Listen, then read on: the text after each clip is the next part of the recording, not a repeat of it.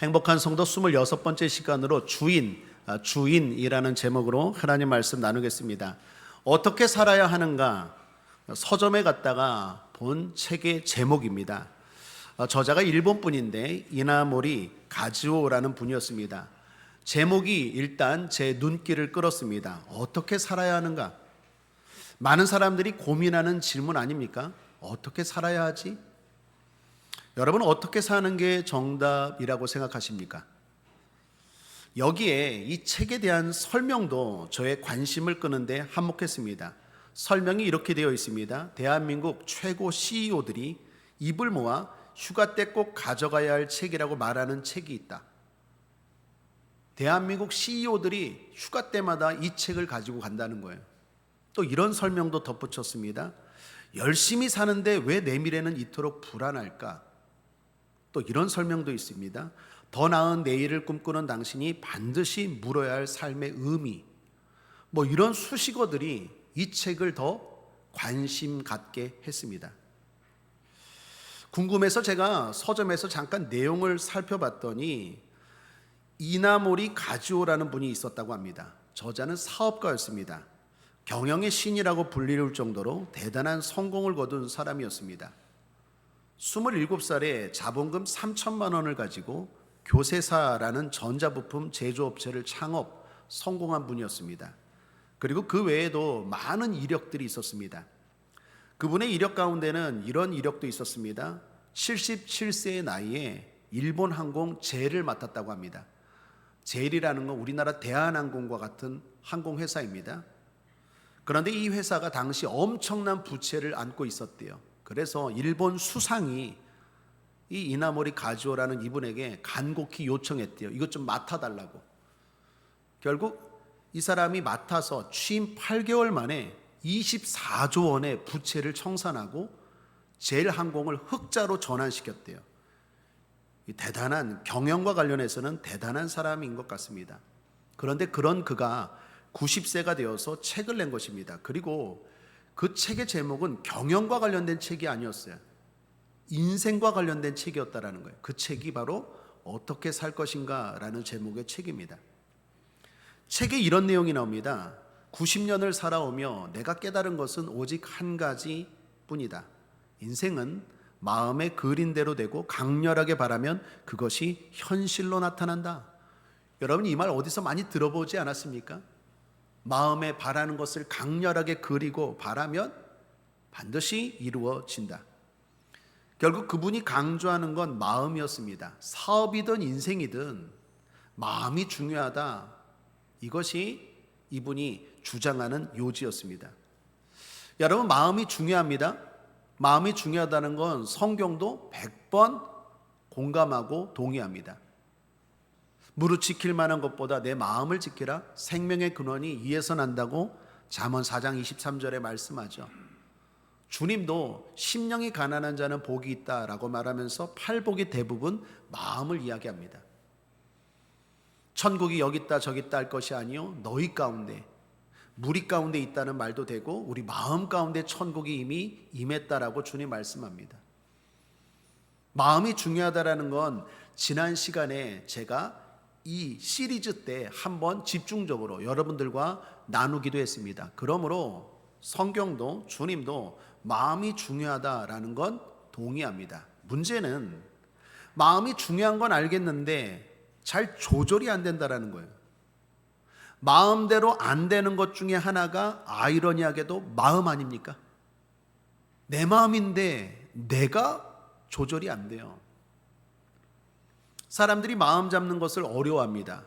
그래서 여러 가지 방법으로 상담도 받고 또 병원도 찾고 여러 가지 노력들을 하는 거 아니겠습니까? 작심삼일이라는 말도 왜 생겼습니까?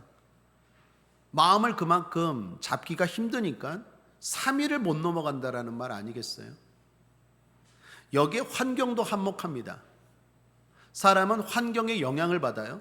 내가 아무리 마음을 딱 다잡고 나아갈지라도 환경이 안 좋으면 좋은 마음, 옳은 마음, 바른 마음을 가졌다 할지라도 금방 환경 때문에 흔들리고 무너지는 게 우리의 연약한 현실 아니겠습니까? 또한 더 나아가 마음을 잘 다스렸다고 합시다. 그런다고 인생이 우리 마음대로 꼭 됩니까?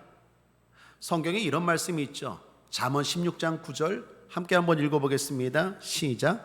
사람이 마음으로 자기의 길을 계획할지라도 그 걸음을 인도하는 자는 여호와시니라.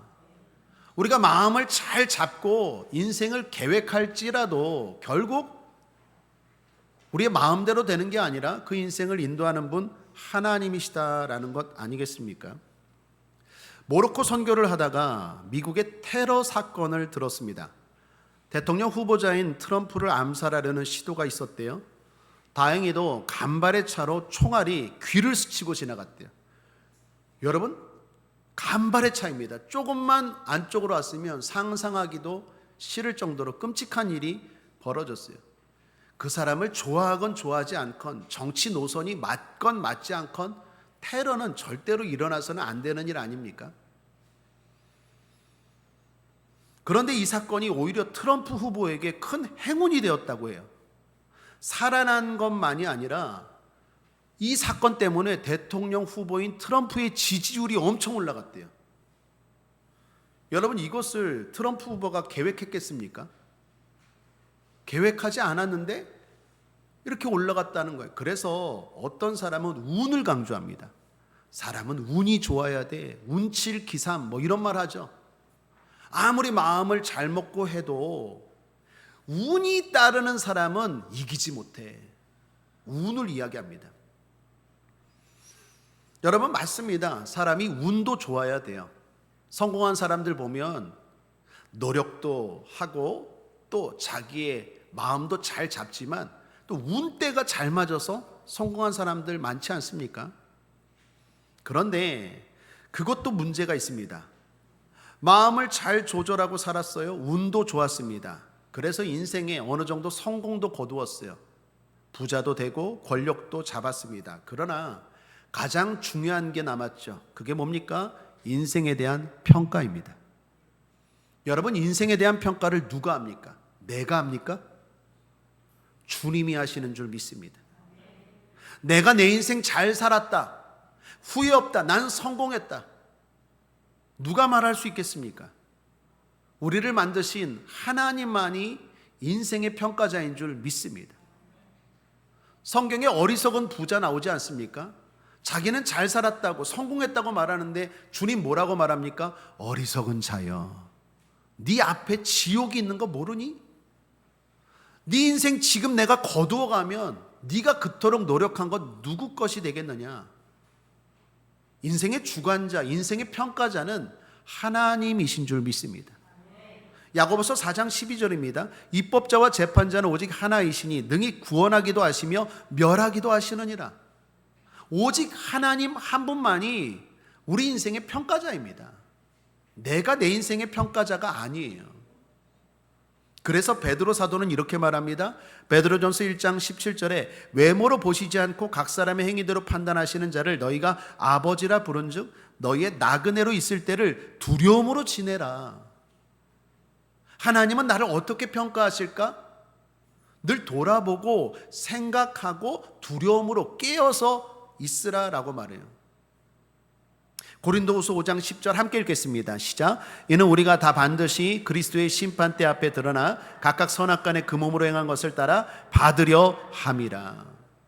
하나님이 한 사람 한 사람 마지막 죽고 나서 심판대 앞에 세우고 우리의 삶에 대한 평가를 하나님이 하신다라는 거예요. 그러므로 결론은 주님입니다. 어떻게 살아야 하는가라는 인생의 중요한 질문에 주님을 빼고서는 말할 수 없는 것입니다. 그렇다면 답입니다. 우리는 어떻게 살아야 될까요? 한번 따라하겠습니다. 주님을 주인으로 모시고 살아야 합니다. 이게 답입니다. 주님을 주인으로 모시고 살아야 이 땅에서 행복, 저 하늘에서는 더 행복이에요. 주님을 주인으로 모시고 사십시오.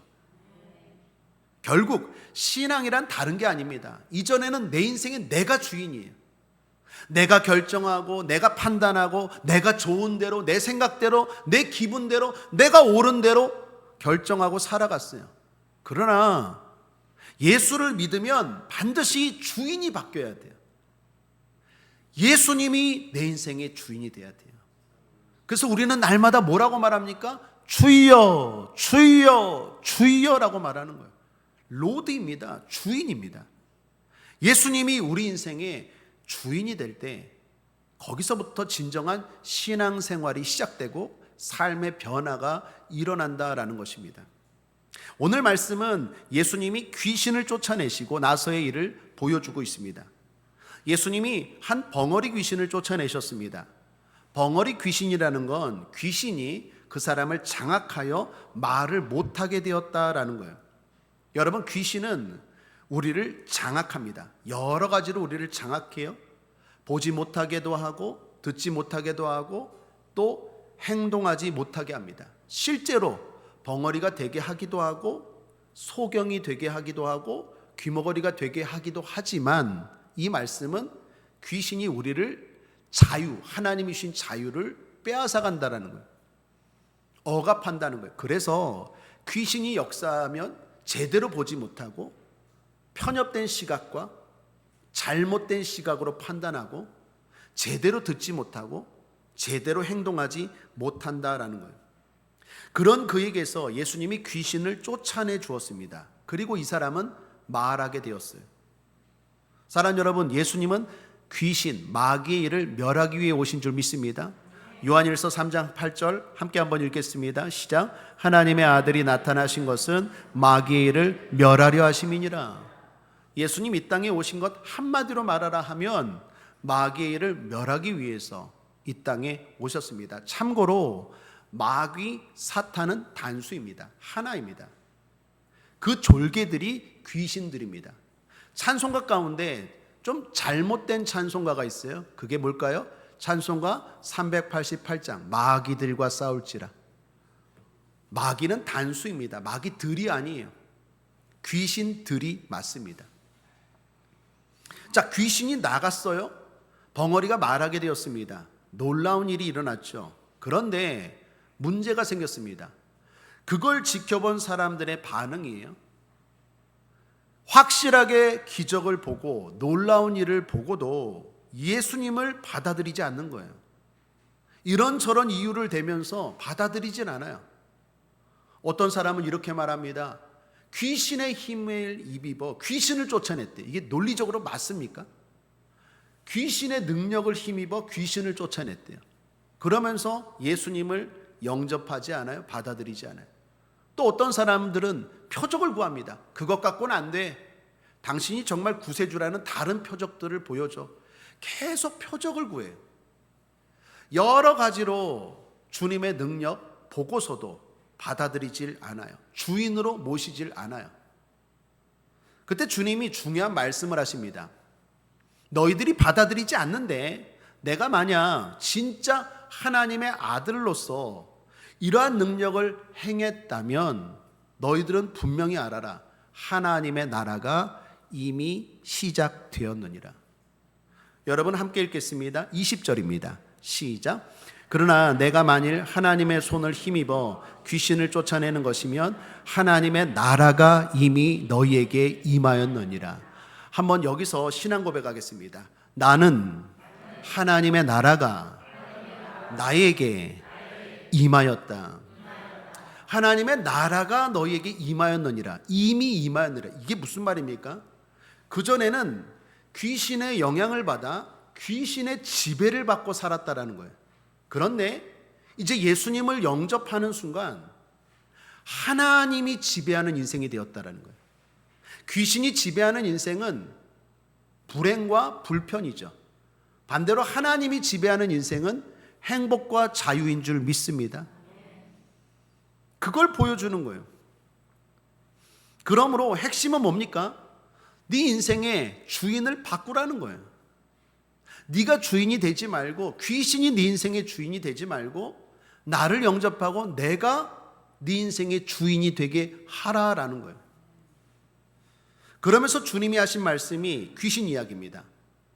더러운 귀신이 있었대요. 이 귀신이 어떤 사람에게 거했는데 그 사람에게서 나갔어요. 물 없는 곳을 찾아 나갔어요. 그런데 찾지 못하고 다시 원래 있던 그 사람에게로 돌아왔다고 말합니다.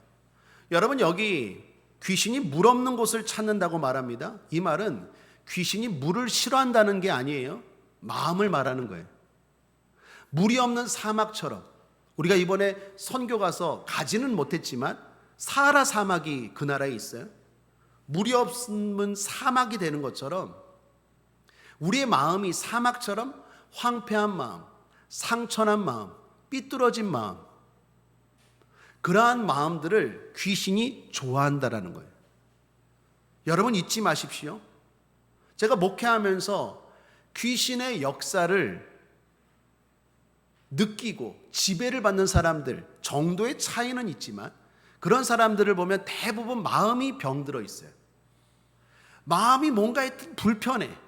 교만한 마음, 섭섭한 마음, 하여튼 상처난 마음, 우울한 마음, 마음이 건강하지 못하면요, 반드시 귀신이 찾아와요. 귀신은 누굴 찾습니까? 물 없는 사람을 찾아요. 다시 말하면 물 없는 사막처럼 마음이 건강하지 못한 사람이 귀신의 타겟이에요. 그런 사람을 찾으러 나갔는데 못 찾았대요. 여기서 한 가지, 귀신이 왜 나갔을까요? 원래 있던 사람에게서 왜 나갔을까요? 원래 있던 사람에게서 거할 수가 없는 거예요. 원래 있던 사람이 예수님을 영접한 거예요. 사랑하는 여러분, 귀신은 절대로 그냥 나가지 않아요. 오직 예수님만 무서워하는 줄 믿습니다. 그냥 심심해서 나간 게 아니에요. 더 이상 있을 수가 없어요. 왜요? 이 사람이 예수님을 영접한 거예요. 그래서 나간 거예요. 그런데 문제는 뭡니까? 다시 돌아와요. 이 말이 뭘까요? 영적 싸움은 계속된다라는 거예요. 여러분, 여기서부터 잘 들으셔야 돼요. 내가 예수를 믿으면, 내가 교회만 나오면 끝나는 게 아니에요. 귀신은 다시 돌아와요. 내가 나온 내 집으로 돌아가 보리라. 내가 나온 내 곳으로 다시 돌아와요. 그리고 또 살펴요. 우리가 예수님을 영접하고 신앙생활을 합니다. 그러면 반드시 귀신이 여러분 삶 가운데서 나가요. 하나님의 나라가 임해요. 그러나 귀신은 또 다시 돌아와요. 그리고 얘가 어떻게 계속 살고 있는지를 살핀다라는 거예요. 그러므로 한 번 믿었다고 안주하면 안 돼요. 한 번 승리했다고 자만하면 안 돼요. 영적 싸움은 계속되는 거예요. 죽을 때까지 귀신은 우리의 삶의 상태를, 우리의 마음의 상태를 살피고 있다라는 거예요. 귀신이 다시 돌아왔어요. 그리고 이 사람의 마음을 보니까 어떻게 되어 있습니까? 25절입니다. 함께 읽죠. 시작. 와보니 그 집이 소재되고 수리되었거늘. 여기 누가복음에는 소재되고 수리되었다라고 나오는데, 마태복음 12장의 동일 본문에 보면 비고라는 말이 덧붙여 있어요. 비고 소재되고 수리되었다. 이게 좋은 말이 아니에요. 한마디로 이 사람의 마음에 비어 있다라는 거예요. 분명히 예수님이 주인이셔서 귀신이 더 이상 못 거하는 거예요. 못 역사하는 거예요. 옛날에는 얘 마음을 막 그냥 좌지우지하게 해서 그냥 한번 화가 나면 그냥 뚜껑이 열리게 하고 그냥 막 저지르게 하고 막 인생을 파괴적으로 살고 자기 마음대로 막 귀신이 역사했는데, 예수님을 영접하니까 귀신이 못 견디고 나갔어요. 그런데 다른 사람 거할 만한 곳이 없어서 다시 와봤더니, 아니 웬걸이요? 분명히 주님이 거하셨는데 비어있네. 좋은 의미가 아니에요. 비고 소재되고 수리되었다라는 말은 나쁜 의미입니다. 그러니까 어떻게 해요? 귀신이 쾌재를 불러요. 이거 잘 됐다. 그러면서 한술 더 나아가 자기만이 아니라 자기 친구들까지 데리고 와서, 7 귀신을 데리고 와서 그 사람의 마음에 거하니까 이 사람의 형편이 어떻습니까? 이전보다 나중이 더 안 좋아졌다라는 얘기예요.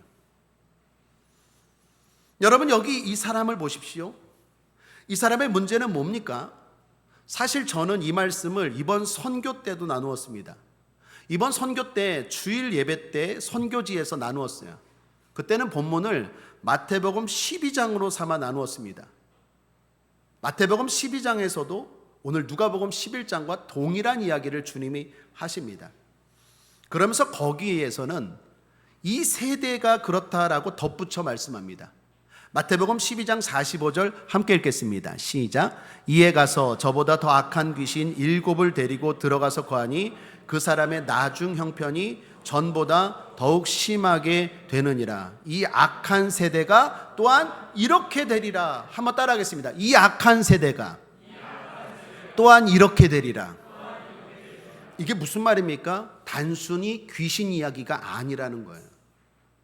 그냥 단회성으로 주님이 하신 이야기가 아니라 이 세대에 대해서 하신 이야기라는 거예요. 우리를 향한 이야기예요. 지금도 귀신이 역사해요. 나가기도 하고 다시 들어오기도 해요. 정도의 차이는 있지만 어떤 사람은 크게 영향을 받고 어떤 사람은 작게 영향을 받을 뿐이지 반드시 귀신의 역사는 있다라는 거예요. 그러므로 이건 단순한 이야기가 아닙니다. 이 사람의 문제는 뭡니까?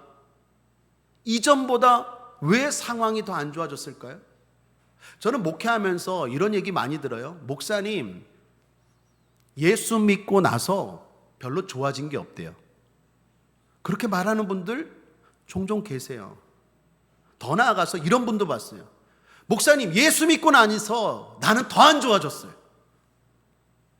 우리 교회는 없지만 이런 분들 여러분 혹시 보지 못했습니까?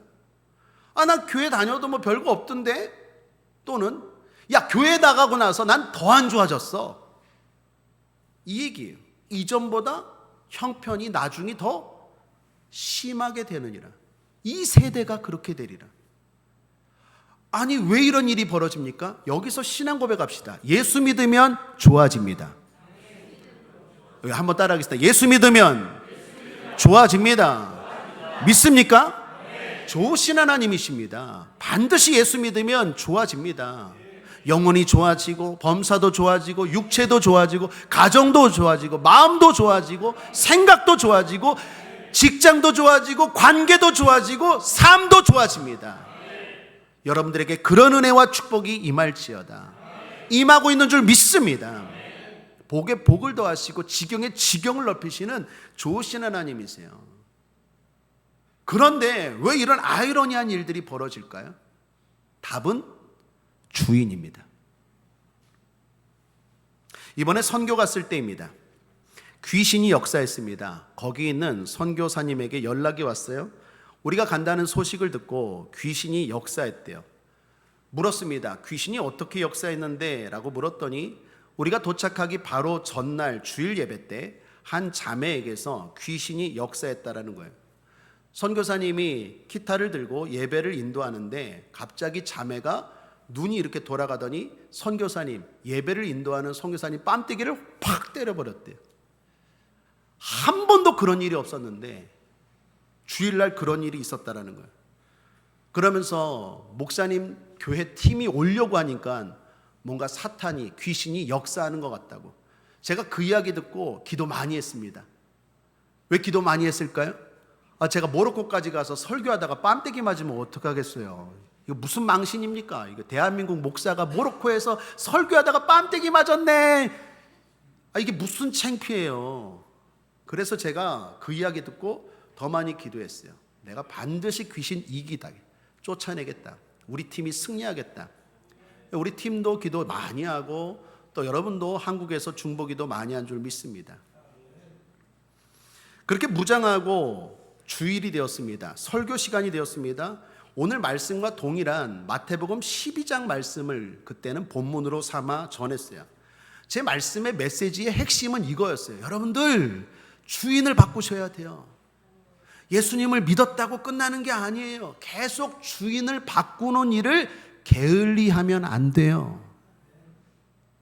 주인을 계속 주님으로 모셔야지. 그렇지 않으면 이전보다 상황이 더 안 좋아질 수 있어요. 이게 제가 드리고자 하는 메시지의 핵심이었어요.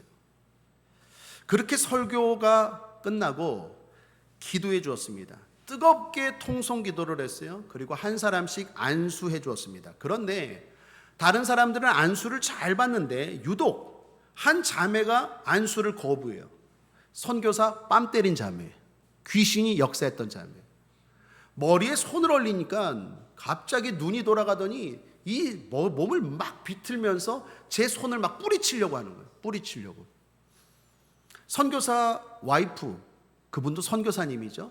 선교사 아내분이 같이 옆에서 붙잡고 기도해 줬어요. 저는 계속 머리에 손을 대고 안수 기도했어요. 그리고 축사했어요. 귀신아 떠나갈지어다. 귀신아 이 자매에게서 나올지어다. 그리고 얼마나 기도했을까? 자매가 좀 평안해졌어요. 끝났다 싶은데 또 역사하는 거예요. 여러분 앞서 말한 것처럼 귀신은 하나입니까? 복수입니까? 복수예요. 제 경험상 이건 한 5시간, 6시간은 걸리겠다. 다 끝날 거면. 그래서 안 되겠다 싶어 계속 기도하다가 적당할 쯤에 제가 기도를 마무리하고 사랑으로 축복해 주는 시간을 가졌어요. 서로 사랑으로 축복하고 안아주는 시간을 가졌더니 그 자매가 막 울더라고요. 여러분 귀신이 역사해도 우리 마음에 우리의 마음과 귀신이 사로잡은 마음이 이렇게 부딪혀요. 그러니까 자기의 마음이 돌아오면서 울더라고요. 그렇게 예배가 끝났습니다. 그리고 침례식이 있었어요. 그 귀신이 역사했던 자매의 동생이 마침 그날 침례를 받았습니다. 은혜롭게 침례식을 거행했어요. 그리고 나서 언니가 동생에게 편지를 읽어주고 축하해주는 시간을 가졌어요. 귀신이 역사했던 자매가 언제 그랬냐는 듯이 동생에게 은혜롭게 편지를 읽어주는 거예요. 편지를 다 읽어주고 나서 동생에게 그동안 내가 잘못한 것 미안하다 그러면서 사랑으로 이렇게 껴안아주는 거예요. 그렇게 주일 예배가 모두 다 은혜롭게 잘 맞춰졌어요. 뺨때기 안 맞았습니다. 하나님의 은혜로 잘 끝났어요. 그런데 그 다음 날입니다. 다음 날은 현지인들을 초청해서 음식을 나누고 교제하는 시간을 가졌어요. 사실 초청은 아이들만 하기로 했는데 막상 행사가 되니까 청년, 어른까지 많이들 오셨어요. 그리고 주일 예배 드렸던 그 자매들도 함께 참석했어요. 많은 사람들이 모이고 바쁘게 그러면서도 즐거운 시간들을 가졌습니다. 기도로 준비하고 사랑으로 준비해서 우리가 준비한 것보다 하나님의 은혜가 더욱 크게 임해서 모인 사람들이 기쁘게 반응해 주었어요. 모두가 그렇게 바쁘지만 행복한 시간을 보내는 중이었습니다. 어제 주일 예배 때 귀신이 역사했던 그 자매가 또다시 이상한 행동을 하는 거예요. 여러분 생각해 보세요. 한 100여 명이 모였는데 귀신이 역사해버리면 그 행사가 어떻게 되겠습니까? 제가 그걸 발견한 게 아니라 제 아들과 현지 교회 자매가 그걸 처음에 발견했어요. 눈빛이 돌아가는 거예요. 제 아들도 처음 봤어요. 귀신 들린 사람의 모습을. 벌써 조짐이 나타나요. 눈이 돌아가고 침을 흘리고 그리고 이상한 소리를 하고 점점 행동이 과격해지고 이거 안 되겠다 싶어 저를 찾은 거예요. 저도 이쪽 한편에서 막 사람들을 섬기고 막 있는데 갑자기 와서 아들이 하는 말이 아빠 이상해. 그 느꼈죠. 이상해? 그래서 가봤더니 아니나 다를까 자매를 한 구석에 있었는데 그 자매가 벌써 이상한 행동이 시작하는 거예요. 머리 위에 손을 얹고 선포했습니다. 사탄아 물러갈지어다. 예수 이름으로 명하노니 귀신아 떠나갈지어다. 한 3번 정도 했나요? 금방 진정이 됐어요. 눈이 다시 돌아오고 그리고 침 흘리고 구역질하던 게 멈춰지고 이상한 행동을 하던 행동이 멈춰지고. 제가 그 자매에게 그랬어요. 자매 인생에 예수님이 주인이 되지 않으면 이런 일들은 계속해서 일어날 거라고. 사랑하는 여러분, 이 자매의 문제가 뭡니까? 아니 이 자매만의 문제가 아니에요. 우리 모두의 문제입니다. 단지 정도의 차이는 있을 뿐이지 우리는 귀신의 역사가 우리의 삶 가운데 영향이 있다라는 거예요. 거기 있는 선교사나 우리나 그 자매나 우리 팀이나 모두 다 마찬가지입니다. 우리 과제가 뭡니까? 주님을 주인으로 모시는 일을 게을리하면 안 돼요. 자, 그러면 결론입니다. 주님을 주인으로 모시는 일은 어떤 것일까요? 우리가 어떻게 할 때 주님이 우리 인생의 주인이 되고 더 이상 마귀가, 귀신이 우리의 삶을 괴롭히지 못할까요? 그게 바로 말씀입니다. 오늘 말씀 27, 28절을 함께 읽겠습니다. 시작. 이 말씀하실 때 무리 중에서 한 여자가 음성을 높여 가로되 당신을 뵌 태와 당신을 먹인 젖이 복이 있도소이다 하니 예수께서 가라사대 오히려 하나님의 말씀을 듣고 지키는 자가 복이 있느니라 하시니라. 이 모든 이야기의 결론이 이 이야기입니다. 예수님의 결론이 뭡니까? 하나님의 나라가 이미 임했어요. 하나님이 우리 인생을 다스리고 지배하는 방법, 주님이 우리 인생의 주인이 되는 방법이 뭡니까? 말씀을 사랑하고 말씀을 읽고 더 나아가 말씀대로 살아야 돼요. 마태복음 12장에서도 결론이 이겁니다. 12장 50절입니다. 함께 읽겠습니다. 시작. 누구든지 하늘에 계신 내 아버지의 뜻대로 하는 자가 내 형제요 자매요 모친이니라 하시더라. 이 말씀은 더 극단적입니다. 예수님이 말씀을 전하시고 있을 때 가족들이 찾아왔어요. 그때 주님이 하신 말씀이에요. 누가 내 가족이냐, 누가 내 어머니고 누가 내 형제냐. 여러분 오해하지 마십시오. 예수님은 가족을 사랑하십니다. 가족을 사랑하지 않는다는 게 아니라 메시지를 전하려고 하는 거예요. 누가 내 가족이냐? 말씀을 지키는 자다. 마태복음 12장이나 누가복음 11장이나 동일한 이야기예요. 그리고 동일한 결론은 뭡니까? 주님을 주인으로 모시는 건 내 삶에 말씀을 지키기 시작할 때예요. 사랑하는 여러분, 말씀이 여러분의 삶을 변화시키기 시작해야 돼요. 말씀을 듣고 하나씩 고쳐나가기 시작해야 돼요. 그럴 때 주님이 내 인생의 주인이 되고, 그럴 때 귀신은 더 이상 우리의 삶을 지배하지 못해요. 빼앗아가지 못해요. 공격하지 못해요. 하나님이 다스릴 줄 믿습니다. 말씀을 그냥 듣고 흘려버리지 마십시오. 분명히 하나님이 오늘 나에게 설교를 통하여 성경을 통하여 분명히 주시는 음성이 있어요.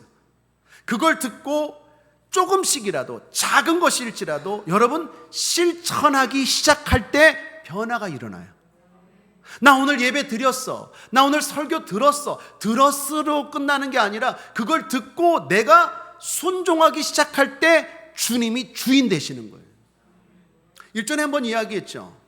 어떤 자매가 새벽마다 큐티를 했어요. 하나님 말씀을 읽고 묵상했어요. 그런데 그날 하나님이 주신 말씀이 범사에 감사라 했어요. 범사에 감사라는 말이 마음에 탁 부딪혔어요. 그래서 이 자매가 기도했어요. 하나님, 내가 오늘 범사에 감사하겠습니다. 모든 것에 감사하겠습니다. 옛날에는 감사할 일에만 감사했지만 오늘은 모든 일에 감사하겠습니다. 그렇게 하고 출근하려고 하는데 아침부터 짜증나는 일이 생기는 거예요. 이처럼 말씀과 환경이 부딪히기 시작하는 거예요. 자, 그럴 때 이 자매가 아침에 뭐라고요? 감사하겠다고 다짐했잖아요. 화가, 짜증이 몰려오는데 아니지, 내가 감사해야지. 하나님이 나에게 감사라고 했지. 감사했어요. 이기고 넘어갔어요. 출근하려고 지하철을 탔습니다. 지하철을 타서 앉았는데 자기랑 자기 옆에 있는 사람의 사이가 한 요 정도밖에 안 되는데 그 다음 역에서 어떤 덩치 큰 사람이 타더니 그 좁은 자리에 앉겠다고 들어오는 거예요. 비집고 들어오는데 덩치가 크니까 자기 허벅지에 이렇게 걸터 앉아갖고 아픈 거예요, 다리가. 순간 또 짜증이 확 올라오는데 아침에 묵상한 말씀이 뭐예요? 범사에 감사하라. 짜증 내면 안 되지. 오늘 주님이 나에게 감사하라 그랬지. 그래서 감사하고 그 사람 얼굴을 보면서 씩 이렇게 웃는데 그 사람이 또 한술 더 떠서 이렇게 삐짓고 앉으려고 이러다가 이 뒤꿈치로, 팔 뒤꿈치로 눈을 이렇게 팍 쳐버린 거예요. 자기 눈을. 웃다가 눈을 맞은 거예요. 팔 뒤꿈치로. 짜증이 날까 안 날까요? 아침에 근데 무슨 말씀 받았어요? 범사에 감사하라. 짜증이 이만큼 올라왔는데 범사에 감사하라. 하나님이 나에게 그러셨지. 그래서 어떻게 해요? 짜증 안 내고 자리를 좀 더 비켜주고 감사했어요. 하루 종일 그 싸움 벌였어요. 별거 아닌 것 같지만 말씀대로 살려고 아침부터 저녁까지 노력하고 결국 밤에 씻고 누웠는데 하나님이 나에게 이렇게 말씀하는 거예요. 오늘 승리하였느니라. 오늘 네 인생의 주인은 나였다. 네 마음대로, 네 기분대로, 네 감정대로 들은 말씀은 다 잊어버리고 그렇게 살지 않고 내 말씀대로 내가 주인이 되어서 승리했구나. 얼마나 마음에 기쁨이 몰려오는지 몰라요. 얼마나 행복이 몰려오는지 몰라요. 그리고 그 다음날 아침에 좋은 일이 일어났대요. 좋은 일이 무슨 일인지는 나중에 말씀드리겠습니다. 사랑하는 여러분, 이 자매의 간증의 핵심이 뭡니까? 말씀을 실천하려고 스트러글 하셔야 돼요. 싸워야 돼요. 말씀을 듣고 그냥 지나가면 안 돼요. 하나님의 말씀, 작은 한 절의 말씀이라도 지키고 순종하고 노력하려는 삶이 시작될 때 여러분 삶에 변화가 일어날 줄 믿습니다.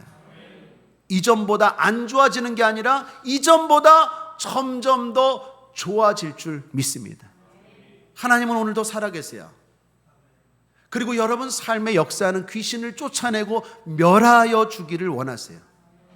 그리고 하나님의 지배 아래서 여러분이 자유와 평안과 행복을 누리길 원하세요. 내가 어떻게 할 때 주님이 주인 됩니까? 주님 주인 되길 원합니다. 고백도 좋지만 고백으로 되는 게 아니에요. 주여 주여 하는 자마다 다 천국에 가지 못한다고 했어요. 고백을 넘어 하나님 앞에 들은 말씀, 읽은 말씀, 내 마음에 부딪힌 말씀, 깨닫는 말씀, 찔리는 말씀대로 고쳐나가기 시작하고 순종하기 시작할 때 주님의 지배가 여러분 삶 가운데 나타날 줄 믿습니다. 그럴 때 절대로 귀신은 여러분 보고 내 집이라고 말하지 못하고 더 이상 공격하고 지배하지 못할 줄 믿습니다.